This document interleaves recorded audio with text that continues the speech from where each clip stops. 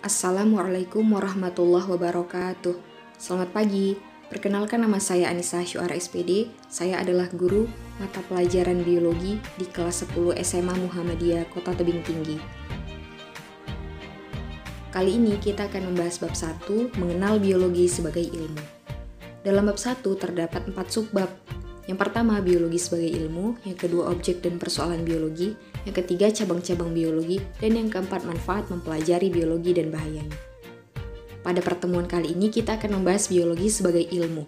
Semua yang dinamakan ilmu pengetahuan selalu memiliki syarat-syarat atau ciri-ciri tertentu. Sifat dan ciri ilmu tersebut adalah memiliki objek, menggunakan metode, sistematis, universal, objektif, analitis, dan verifikatif.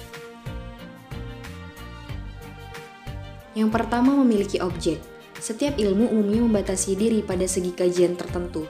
Misalnya, matematika mengkaji pada objek angka-angka, fisika pada objek benda-benda fisik, kimia berupa zat-zat penyusun dan reaksi yang terjadi, dan biologi memfokuskan pada objek makhluk hidup yang ada maupun yang pernah ada di dunia ini.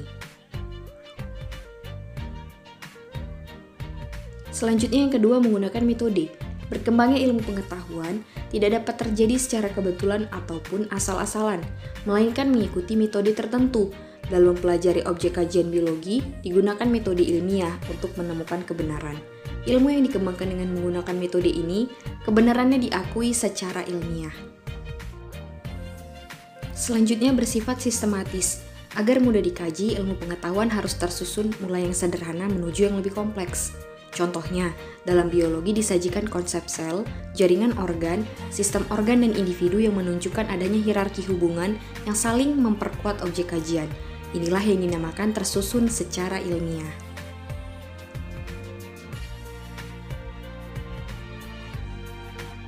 Selanjutnya yang keempat, universal. Kebenaran yang disajikan dalam ilmu pengetahuan harus berlaku secara umum atau menyeluruh.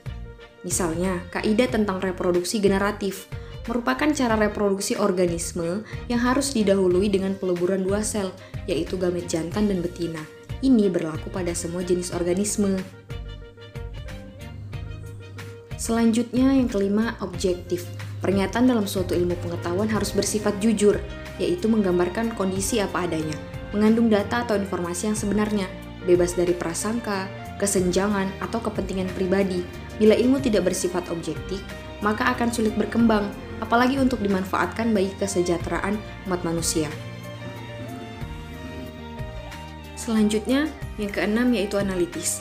Kajian dari sebuah ilmu akan menuju hal-hal yang lebih khusus seperti bagian, sifat, peranan, dan berbagai hubungan. Contohnya, biologi mempunyai cabang zoologi, botani, fisiologi, anatomi, genetika, dan embriologi. Yang terakhir yaitu verifikatif. Kebenaran dalam sebuah ilmu bukanlah bersifat mutlak, tetapi bersifat terbuka atau verifikatif, yang juga dikenal dengan kebenaran ilmiah. Artinya, sesuatu yang semula dianggap benar, suatu saat mungkin menjadi salah bila ditemukan bukti-bukti baru yang menentang kebenaran sebelumnya. Nah, ada beberapa tugas mandiri nih buat kalian. Yang pertama, perbedaan antara ilmu pengetahuan dan pengetahuan biologi terletak pada. Yang kedua, pengertian biologi yang paling tepat dijabarkan sebagai ilmu. Yang ketiga, objek material yang dikaji di dalam biologi adalah.